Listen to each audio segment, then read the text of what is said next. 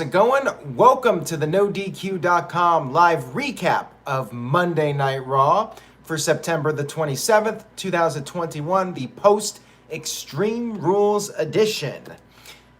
Thank you guys for watching, whether it's live or on demand. And if you do enjoy this video, please spread the love with a couple of thumbs ups if you can, or at least one. Give the video a like. We kicked off Monday Night Raw with a recap of what happened at Extreme Rules with Bobby Lashley calling Big E chicken shit. We had our match for the WWE Championship to kick off the show, which, of course, as I mentioned during the Extreme Rules live stream, angle alert. Now, to start off the match, Big E slapped Lashley. Lashley got very pissed off, as you would expect. Lashley gained the upper hand for a while. Big E made a comeback. Big E did his trademark spear to the outside of the ring. And then we had Cedric the Entertainer, Cedric Alexander, and Shelton Benjamin wearing Hurt Business t-shirts coming out to help their former partner, Bobby Lashley. Hurt Business back together? Looks like it. They interfered, and then the New Day ran down Kofi Kingston and Xavier Woods, causing a disqualification. Was anybody surprised by this, that they would do a DQ here? Now, WWE did swerve me. I got swerved, everybody, because Adam Pearce and Sonya Deville, they came down to ringside and said that the match would be restarting later inside a steel cage. And total coincidence, everybody, but there just happened to be a steel cage above the ring. How did they know? Or do they bring the steel cage to every single show? I'm guessing they do not do that. So yeah, tactic to get people tuning into the end. And the funny thing is, when I saw the comments on social media, people were like, well, yeah, this opening match is going to be a DQ or a count out. Nicholas Holier with a $2 super chat, thank you for that, says, Lashley has been absolutely awesome all year. I agree with that 100%, Nicholas. Vince Out of Touch McMahon says, see, I listen to the fans. I put the Hurt Business back together, even though they did not get the win. Oh, and Darren says, what about the poll? Yes, let's take care of that poll so you guys can vote in that, and then I can see what you guys thought of the show as a collective group instead of reading every single letter grade. All right, the poll is up. We had our first match of the evening. We had Eric of the Viking Raiders against Angel Garza. Not much to say about it. You had Humberto out there. You had Ivar out there, and Humberto got on the apron.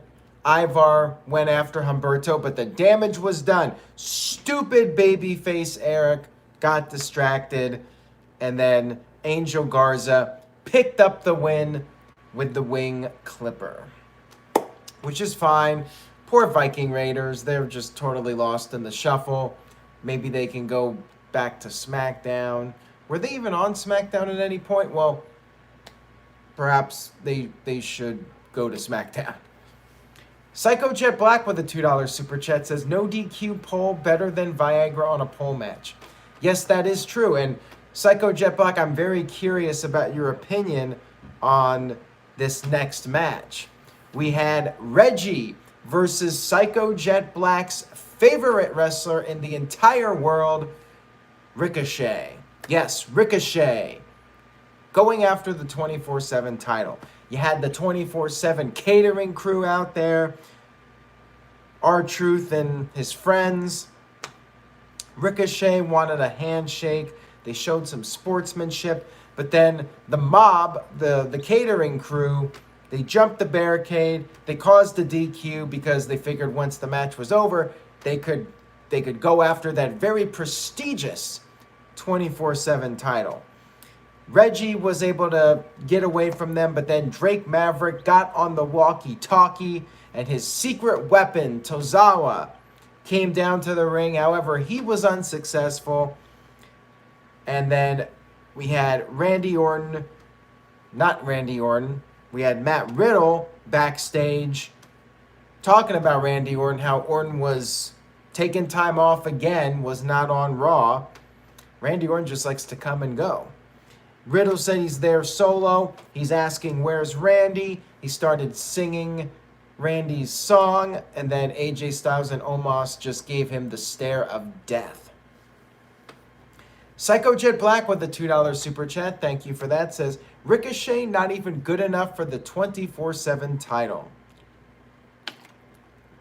Well, I think for his benefit, he's better off not being the 24/7 champion. I think that was probably the best case scenario for him if he's going to be in a 24/7 match.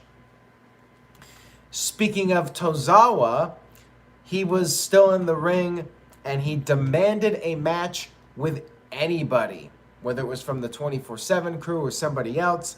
Be careful what you wish for, because we had Keith Bearcat Lee answer the challenge. And Keith Bearcat Lee made very short work of Tozawa. Doesn't have a cool nickname. Keith Lee devoured Tozawa. We had Damian Priest defending his United States Championship against, take a guess, if you guessed Sheamus, you were correct.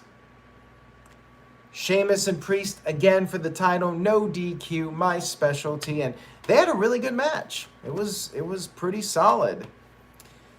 Priest vowed to get rid of Sheamus once and for all. I'll believe that when I see it. Priest pulled out a table, which led to him going through it. Sheamus sent him off the apron with white noise through the table, and then Sheamus started using the kendo stick, and he set Priest headfirst into a chair. He did all this stuff, but Priest kept coming back. He threw a chair into Sheamus's face.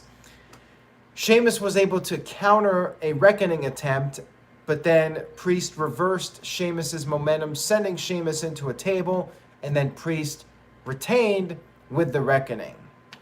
Psycho Jet Black with a $2 super chat says, Bearcat versus Ernest the Cat Miller in a dance-off. Well, if Vince Russo was writing Raw, you could expect that segment to happen.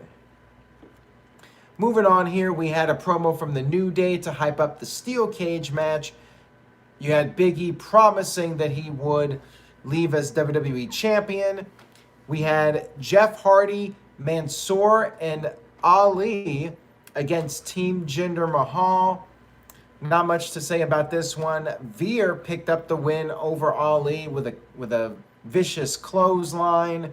So Jinder Mahal's team still getting a push, but you have to think that Mansoor is going to get a big win in Saudi Arabia for Crown Jewel. You just have to think that, right? You had another promo from Karrion Kross, who said he has never felt more alive. And he had a match against a guy who I'm surprised is still alive in WWE, Jackson Ryker. And it was a squash match pretty much for Karrion Kross, beating Jackson Ryker, who I guess was undefeated for a while. Like, how did that even become a thing? Backstage, we had Doudrop wanting a title match against Charlotte Flair. Sonya Deville took a little shot at Naomi and did agree to the match, and we had that later on in the show. We had Lashley cutting a backstage promo saying he's not injured, he's going to win the title, yada, yada, yada. We then had Matt Riddle versus AJ Styles, which was a hell of a match between these guys, and I know they've fought a bunch of times, but this was a great match. Riddle had a hot start. Styles sent Riddle to the outside, right by Omos. Riddle made a comeback, dragon suplex pin attempt, but Styles kicked out. Styles hit a gut buster, went for the phenomenal forearm, but Riddle knocked him off, stopped his momentum, and then Riddle went for a floating bro, but Styles countered that with a calf crusher. However, Riddle was able to get to the rope. Riddle then went into Viper mode, was going to go for an RKO, but Styles countered with a burning hammer and then hit the Styles Clash to pick up the 1-2-3 victory. Really nice match here from these guys. I definitely recommend checking it out. And then afterwards, Omos took out Riddle for good measure. Caleb Thomas with a $5 super chat. Thank you, Caleb. Says, why is Randy always absent when Riddle's faces Styles or Omos? Does Riddle have the right to be mad? Randy just likes to do Randy things and show up when he feels like it, I guess. Maybe this will play in. I mean, if the eventual plan is for Riddle to go heel on Randy, then this all makes sense with Randy disappearing at random times. Psycho Jet Black with a $2 super chat. Thank you, guys. He says, better dancer, Disco Inferno or Alex Wright? Alex Wright 100%. Sorry, Glenn, but gotta go with Alex Wright on this one. Disco is dead. But Alex Wright, that dance will never die. We had a recap of Shayna Baszler and Nia Jax's angle from last week where Nia was in this extreme pain from the attack by Shayna. Shayna had no words, though, to explain how she felt about what she did. We then had Doudrop versus Charlotte for the women's title. And very short match here. Eva Marie, her music hit. She interrupted and stupid babyface alert. Yes, Doudrop got distracted. Charlotte hit the natural selection. And yeah, Doudrop, add her to the list of stupid baby faces. And then after the match, Charlotte took out Eva Marie for good measure, because why not? Walter Cruz with a $2 super chat says, when is AJ Styles going to be in the singles title picture? Probably not for a while. I mean, he might go for the IC or US title at some point, but feels like he's not going to be going for any major titles. Maybe Big E eventually, but we'll talk about that more later. Caleb Thomas with a $5 super chat. Thank you, Caleb. Says, too bad we couldn't have a swerve like when Carlito beat John Cena for the US title. Well, Cena had to go and do a movie. I think that was when he left for the Marine, so they needed to get the title off of him, and that's when they brought in Carlito and gave him that big rub. We had a promo from Billy Boy, Whisker Biscuit, Bill Goldberg, and he was at some residence or house. I'm not sure where the hell he was. I presume it was his home. And he said he hopes Lashley is a better father than a liar, because he's not a very good liar. Goldberg knows that Lashley purposely targeted his son, and Goldberg has vowed to protect his son, and he said he is going to hurt Lashley really bad. And if he's lucky, he will kill Lashley. And I'm guessing we will see that match at the Crown Jewel pay-per-view, where killing is not necessarily a rare occasion. They kill like Jason Voorhees over there, don't they? Ooh. A little bit of a harsh line. I kid. Eva Marie was in the ring, and she said that if she had Doudrop's opportunity, she would have been the Raw Women's Champion. And she's tired of the disrespect. That's when Shayna Baszler arrived, and you knew shit was going down. Shayna beat the crap out of Eva, tapped her out, and then did what she did to Nia last week, used the steps on her arm, and the crowd was loving it. They kept chanting one more time, and I think pretty much everybody at home was acting the same way to this segment, just wanting to see Eva Marie go away. The game is on 100 with the $2 super chat. Says Eva got what she deserved from Shayna. Eva off TV. Well, if Nia Jax is off TV, then I guess Eva would have to follow suit. And is Shayna Baszler a babyface now? She's taken out all of the women that fans don't like. Sounds like a babyface to me. We had a promo from Rhea Ripley and Nikki Cross. Basically, the theme is that they're working together. Opposites can sometimes attract. Yada, yada, yada. Hamp Connell with a $5 super chat. Thank you very much for that, Hamp. I appreciate it. He says, my best guess is they blamed Bobby Lashley for the low ratings. There is no other reason to treat him like they have the past 2 weeks. Well, I will get to Bobby Lashley more here in just a minute. We do have the main event to talk about, but thank you for that, Hamp. Caleb Thomas with a $5 super chat. Thank you, Caleb. Says, how did we go from stunners, beer, and rock bottoms to dolls, scooters, and almost a superhero? Well, if you think it's bad now, Caleb, go back a decade when we had JBL as Poopy and we had Cheech and Chong eating Lucky Charms. Like, that was the period where we're wondering what the hell went wrong. All right, so we had our main event, the steel cage match. Bob Lashley trying to win back his title from Big E. They fought on the outside of the cage before the match could even get going. Big E got sent over the barricade, and then Lashley used the steel steps on poor Big E. And then after the commercial break, the match finally got going. Big E was not going to stay down, though. He got back in the fight. He sent Lashley into the cage several times. Lashley countered the big ending, tried to get on the Hurt Lock, but Big E was just too powerful, had too much left in the tank. Big E was on the verge of winning. He climbed to the top of the cage, but then Shelton Benjamin, Cedric Alexander returned, stopped Big E from climbing over. Lashley was going to go through the door, but Kofi Kingston or Xavier, one of them slammed the door in Lashley's face, and then New Day went after the Hurt Business. Kofi came off the cage with a trust fall, and we were back to one-on-one for the final segment of Raw. Lashley was controlling the match. Crowd chanted, "Let's go Big E." Big E recovered, hit the big ending. However, Lashley kicked out. And then Lashley hit the spear. But Big E kicked out of that. And then both of them ended up on the top rope.